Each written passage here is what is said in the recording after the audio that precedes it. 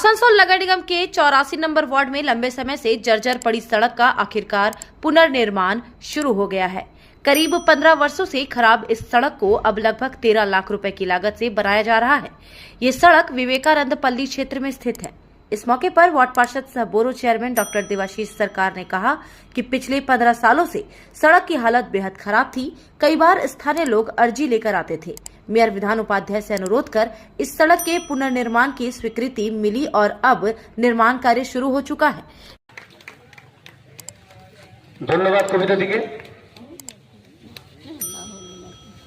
एरपर आताउल्लाह खान महाशय के এটা খুব জোরে হচ্ছে কিন্তু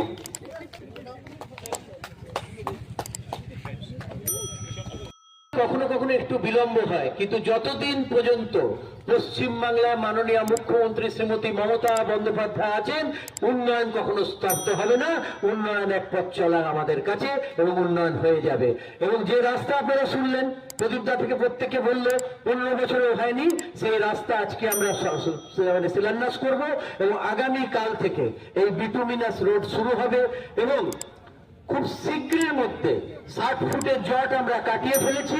60 ফুট রাস্তার কাজও আমরা শুরু করব, যেটা দীর্ঘ 25 বছর থেকে 30 বছর হয়নি এবং মানুষ সেখানে যাতায়াত করতে পারবে। এবং আপনারা সকলেই জানবেন 2022 সালে আপনারা আমাকে আশীর্বাদ করেছিলেন তৃণমূল কংগ্রেস প্রার্থী রূপে। তারপরেই কিন্তু এই রাস্তায় জেসিপি চলেছিল এবং কিছুটা চলাচলযোগ্য হয়েছিল। এবং এখন একটু পরে আমি আপনাদের সঙ্গে শেয়ার করতে পারি, যখন আপনারা তৃণমূল কংগ্রেসকে আশীর্বাদ করেন 2022 সালে এই ওয়ার্ডে লাইট ছিল টোটাল 38টা, তার মধ্যে দুটো ফিউজ ছিল, তাহলে 36টা লাইট, 12টা বুথ 36টা লাইট, মানে পার বুথ 3টে। আর আজকে আছে 547টা লাইট, যেটা আমি আমার বক্তব্যের পরে লিস্টটা দিয়ে দেবো, মিলিয়ে নেবেন আপনারা। তাহলে এটাই হচ্ছে তৃণমূল কংগ্রেস, এটাই হচ্ছে উন্নয়ন।